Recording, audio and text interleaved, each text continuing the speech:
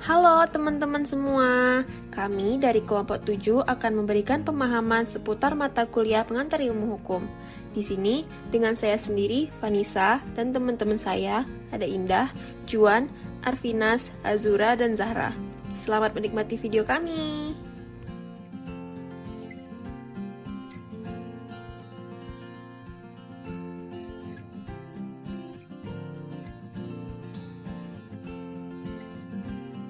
Pendahuluan, ilmu hukum adalah fondasi penting untuk memahami sistem hukum dan bagaimana masyarakat diatur. Dalam video ini, kita akan membahas konsep-konsep dasar dalam ilmu hukum, sejarah dan perkembangannya, serta relevansinya dalam kehidupan sehari-hari. Mempelajari hal ini dapat membantu kita menjadi warga negara yang lebih baik.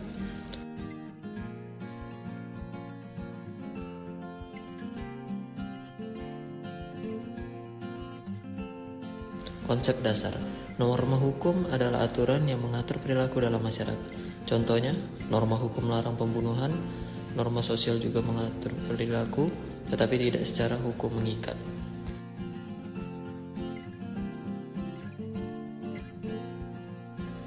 Asas legalitas menyatakan bahwa tidak ada perbuatan yang dilarang dan diancam dengan pidana jika tidak ditentukan terlebih dahulu dalam perundang-undangan.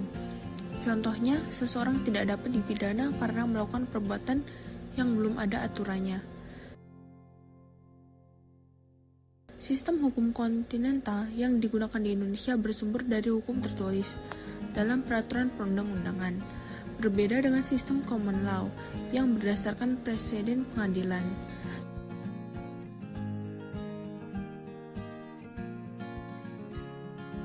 Sejarah dan perkembangan ilmu hukum berkembang sejak zaman Romawi kuno, termasuk konsep seperti jus natural atau hukum alam.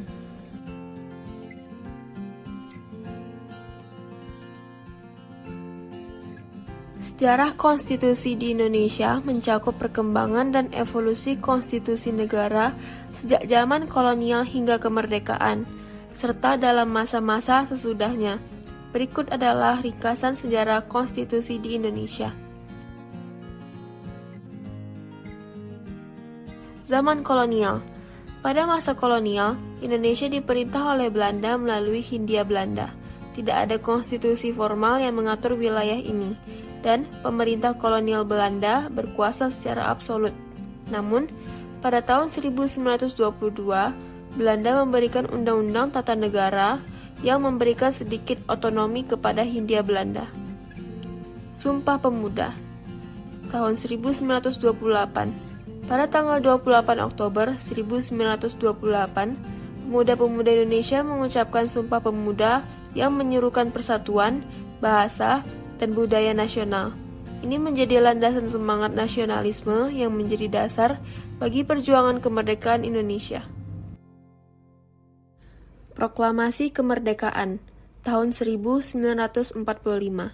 Pada tanggal 17 Agustus 1945, Soekarno dan Muhammad Hatta memproklamasikan kemerdekaan Indonesia. Proklamasi ini menjadi dasar pembentukan negara Republik Indonesia yang merdeka.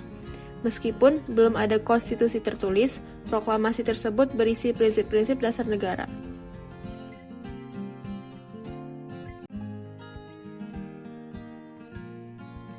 Sejarah konstitusi di Indonesia. 1. Undang-Undang 1945. Pada tahun 1945, dibentuk Badan Penyelidik Usaha-Usaha Persiapan Kemerdekaan Indonesia atau disebut BPUPKI yang bertugas menyusun dasar negara. Hasilnya adalah Undang-Undang 1945 yang ditetapkan pada tanggal 18 Agustus 1945. Undang-Undang 1945 merupakan konstitusi pertama Indonesia yang mengatur prinsip-prinsip dasar negara. Kedua, konstitusi RIS. Pada tahun 1949, Indonesia mengalami perubahan menjadi Republik Indonesia Serikat atau disebut RIS dengan konstitusi baru. Namun, RIS hanya berlangsung sebentar karena pada tahun 1950, Republik Indonesia menetapkan Undang-Undang 1945 kembali sebagai konstitusi negara. Pembentukan Negara Kesatuan Republik Indonesia atau NKRI setelah beberapa tahun pertikaian dan konflik dengan Belanda, Indonesia berhasil mempertahankan kemerdekaannya dan membentuk NKRI.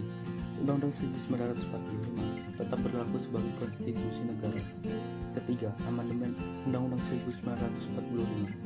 Seiring berjalannya waktu, Undang-Undang 1945 telah mengalami sejumlah amandemen untuk mengakomodasi perubahan sosial, politik, dan ekonomi di Indonesia. Beberapa amandemen penting termasuk amandemen tahun 1999 yang memperkenalkan konsep otonomi daerah.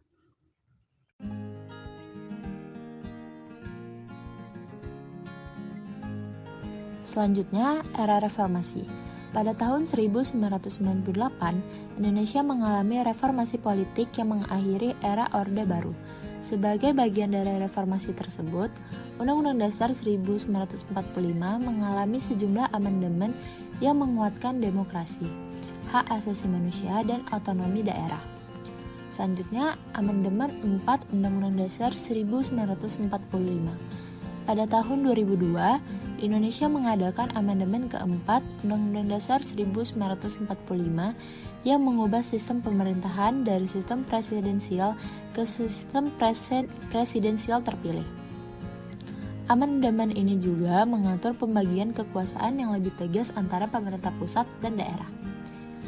Yang terakhir ada konstitusi sekarang ini. Nah, konstitusi Indonesia yang berlaku saat ini adalah Undang-Undang Dasar 1945 yang telah mengalami beberapa amandemen.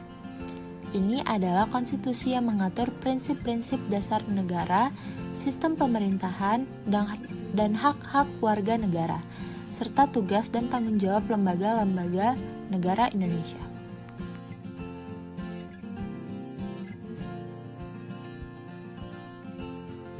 Sejarah konstitusi di Indonesia.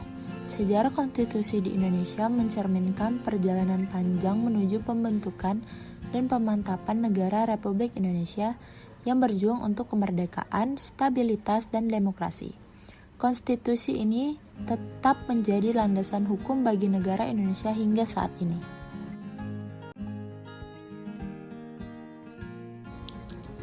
Materi dilanjutkan dengan membahas sejarah dan perkembangan ilmu hukum secara ringkas, relevansi dalam kehidupan sehari-hari.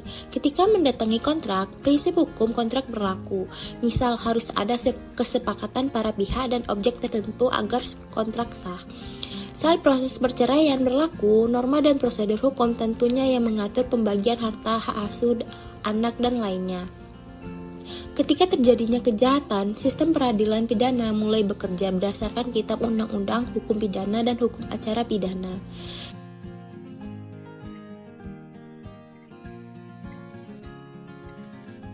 Kesimpulannya, ilmu hukum memberikan pemahaman berdasar tentang konsep dan asas hukum yang berdasari pengaturan masyarakat.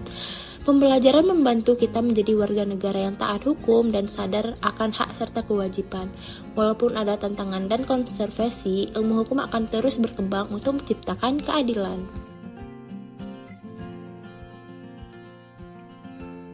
Baik, sekian pematerian tentang pengantar ilmu hukum dari kelompok 7. Kami pamit undur diri. Terima kasih.